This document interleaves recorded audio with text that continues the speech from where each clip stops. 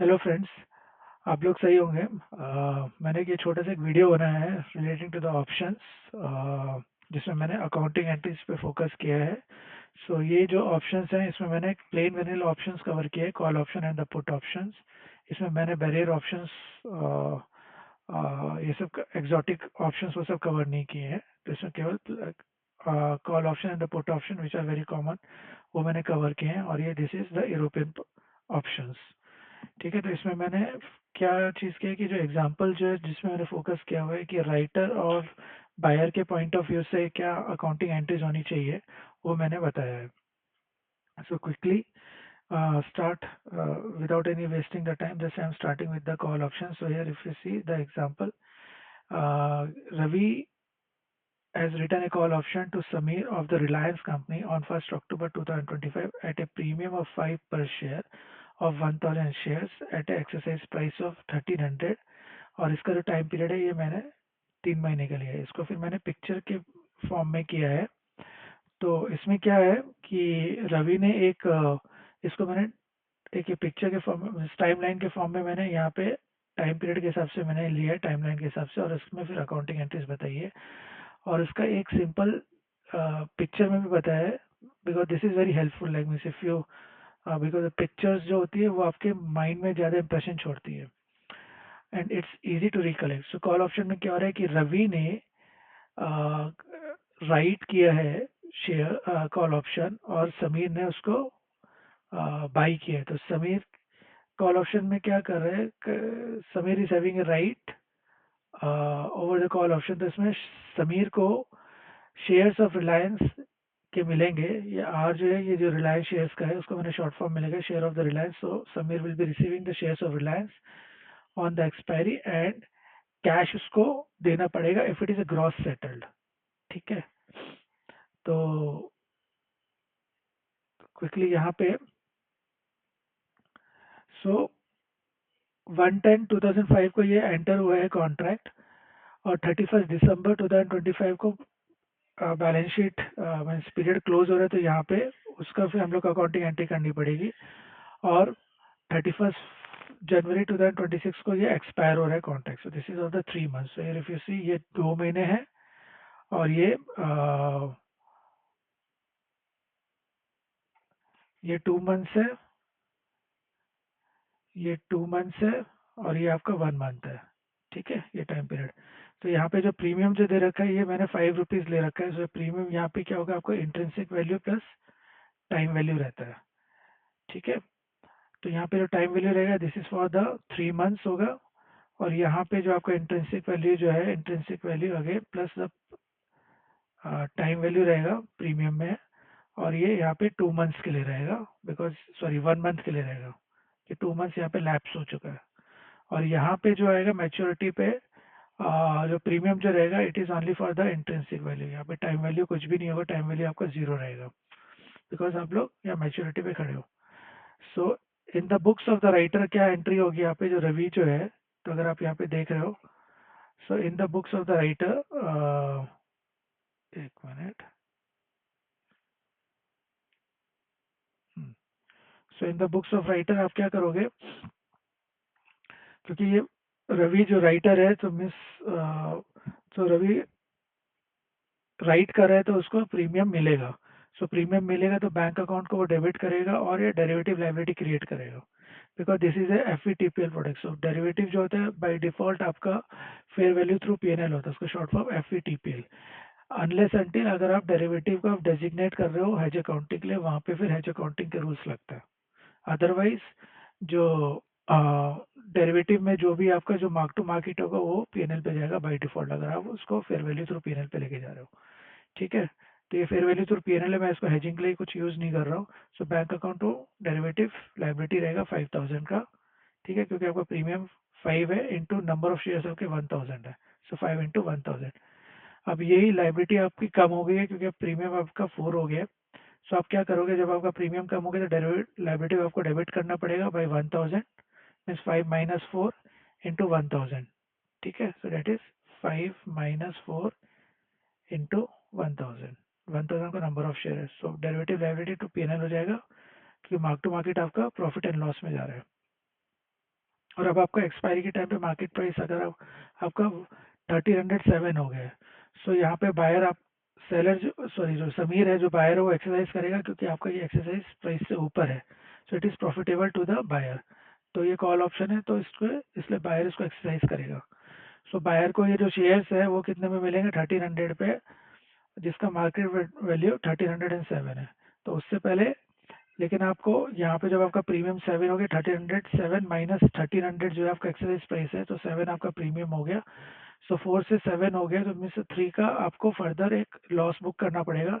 So profit and loss to derivative liability 3000, correct. अगर ये cash settle हो रहा है तो आपको क्या होगा कि जो आपका जो डेरिवेटिव लायबिलिटी वो 7 होगा, कैसे ये 5000 माइनस ये 1000 यहाँ पे रिड्यूस हो रहा है और प्लस यहाँ पे आपका 3000 इंक्रीज हो रहा है, so which is equal to your 7000।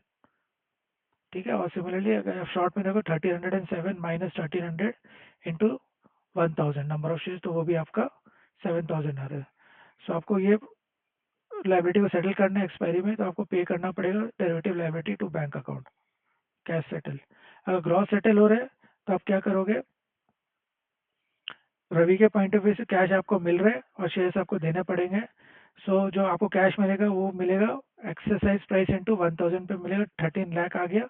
Derivative liability का आपको क्लोज आउट करना है तो ये 7000 आपको डेबिट करना पड़ेगा और इक्विटी शेयर्स आपको देने पड़ेंगे एट द मार्केट प्राइस। तो आपका मार्केट प्राइस कितना 1307 इंटू 1000 नंबर ऑफ शेयर्स। तो अगर आप देखोगे तो ये एंट्री आपकी मैच हो रही है डबल एंट्री के सिस्टम के बेसिस पे, डबल इम्पैक्ट के बेसिस पे। ओके, हम क्विकली अब आप क्या कहते हैं बायर के पॉइंट ऑफ व्यू से आइए। सो बायर के पॉइंट ऑफ व्यू से क्या रहेगा, बायर के लिए एसेट होगा क्योंकि वो प्रीमियम पे कर रहे हैं, सो डेरिवेटिव एसेट बनेगा, यहाँ पे लाइबिलिटी नहीं बनेगा, derivative asset to bank account 5000। ठीक है, और अब ये एसेट कम हो रहा है 5 से 4 हो रहा है, सो आपको लॉस बुक करना पड़ेगा in the books of buyer P&L account to derivative asset account. ठीक है, और एक्सपायरी के टाइम पे जो 7 माइनस 4 जो रहेगा 3000 आपका एसेट मतलब प्रॉफिट हो रहा है, सो डेरिवेटिव एसेट आपका इंक्रीज हो जाएगा, derivative asset to P&L account हो जाएगा 3000। अगर आपका कैश सेटल कर रहे हैं तो bank account to derivative asset होगा। और अगर आप क्या कहते हैं ग्रॉस सेटल कर रहे हैं तो एस को क्या मिलेगा, इक्विटी शेयर मिलेगा, जैसे यहाँ पे आप देख रहे हो। सो इक्विटी शेयर आपको मार्केट प्राइस में मिलेगा, इक्विटी शेयर 1307 इंटू 1000, सो 13,07,000। और बैंक अकाउंट आपको समीर को पे करना पड़ेगा यहाँ पे कैश, तो आपको ये 1300 एक्सरसाइज प्राइस इंटू 1000 हो जाएगा 13 लाख, और डेरिवेटिव एसेट आपका 7000 आएगा, जिससे आपको डेरिवेटिव अकाउंट क्लोज हो जाएगा। तो ये आपकी एंट्री हो जाएगी ग्रॉस सेटलमेंट के टाइम पे। ठीक है, और ये कैश सेटलमेंट के टाइम पे हो जाएगा। सो आई आई होप आपको कॉल ऑप्शन की एंट्री समझ में आई होगी। अब क्विकली हम लोग पुट ऑप्शन में चलते हैं।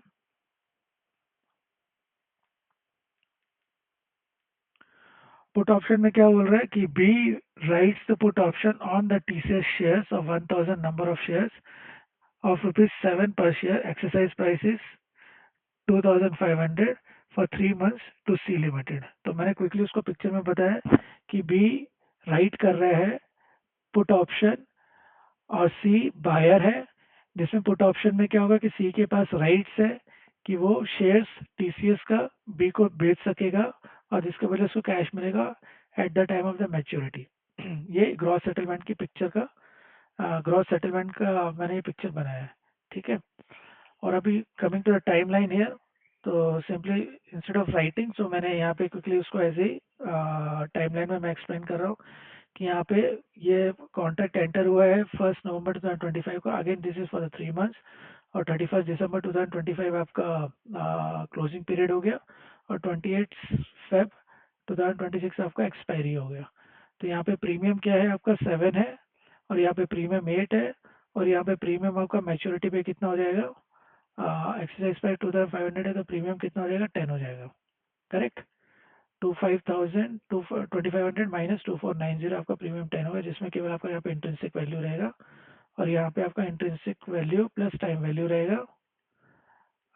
टाइम वैल्यू आपका 1 मंथ का रहेगा क्योंकि सॉरी 2 मंथ का रहेगा, क्योंकि आप अगर यहाँ पे खड़े हो और आपका ये फेब में एक्सपायर हो रहा है in the future you are having 2 months time period, और यहाँ पे आपका इंट्रिंसिक वैल्यू प्लस जो टाइम वैल्यू रहेगा this is for the 3 months.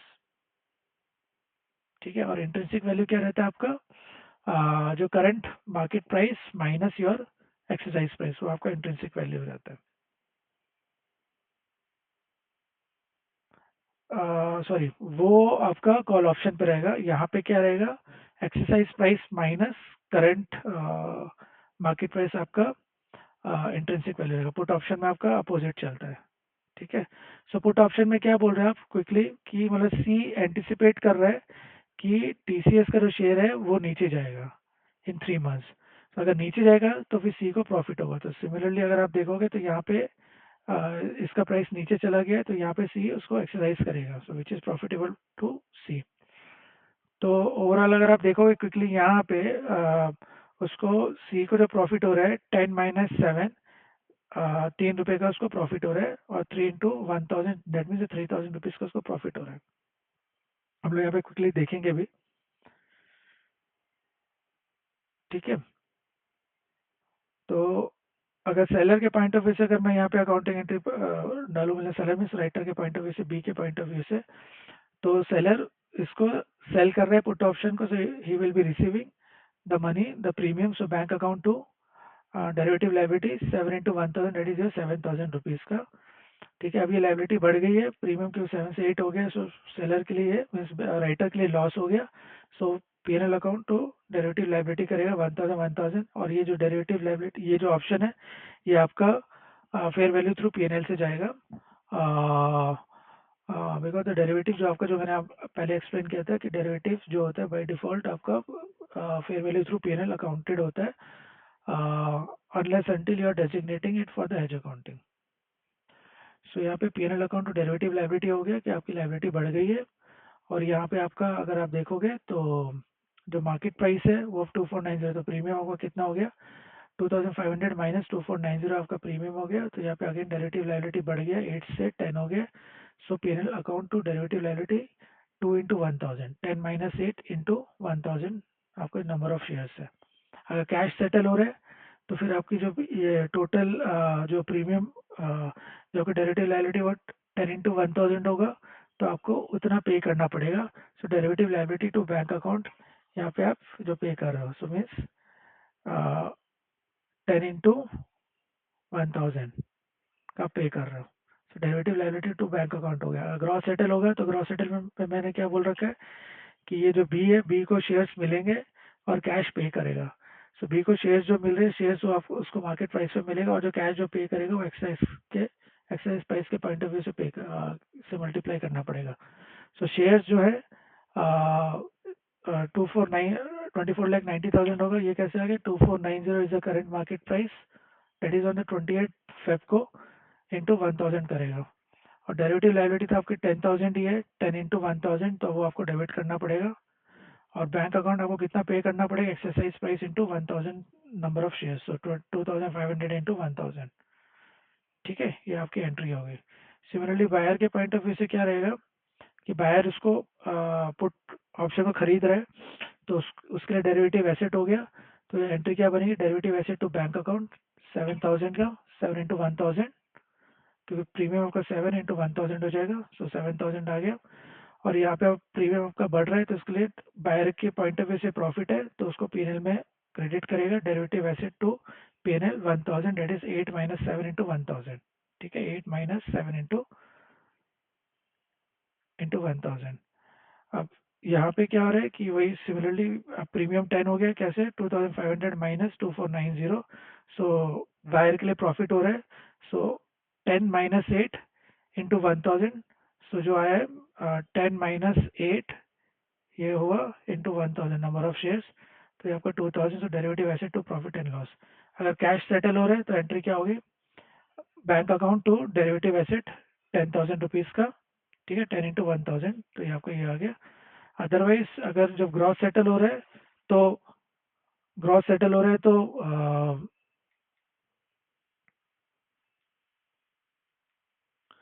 Gross settle हो रहा है तो फिर आप क्या करेंगे, हाँ, ग्रॉस सेटल हो रहा है तो अब क्या हो रहा है कि सी के पॉइंट ऑफ व्यू से कैश उसको मिलेगा, तो कैश एक्सरसाइज प्राइस पे मिलेगा और उसको शेयर्स देने पड़ेंगे। ठीक है। सो बैंक अकाउंट एक्सरसाइज ये एक्सरसाइज प्राइस पे होगा, तो ये कितना हो गया 2500 इंटू 1000, सो 25 लाख। इक्विटी शेयर्स क्या हो गया आपका, करंट मार्केट प्राइस 2490 इंटू 1000। ठीक है, ये आपको क्रेडिट करना पड़ेगा, और डेरिवेटिव एसेट को भी आपको क्रेडिट करना पड़ेगा 10,000 से। सो ये आपका ग्रॉस सेटलमेंट पे एंट्री होगी। आई होप आपको ये कॉल ऑप्शन और पुट ऑप्शन की एंट्री समझ में आई होगी। सो this is a quick snapshot. अगर आपको वीडियो पसंद आया, प्लीज़ सब्सक्राइब करिए और लाइक करिए, और अपने फ्रेंड्स में इसको सर्कुलेट करिए, so that means I should feel motivated, and इसी से रिलेटेड मैं फिर आगे फर्दर क्या कहते हैं वीडियोस अपना बनाता रहूँगा। Thank you, thanks a lot.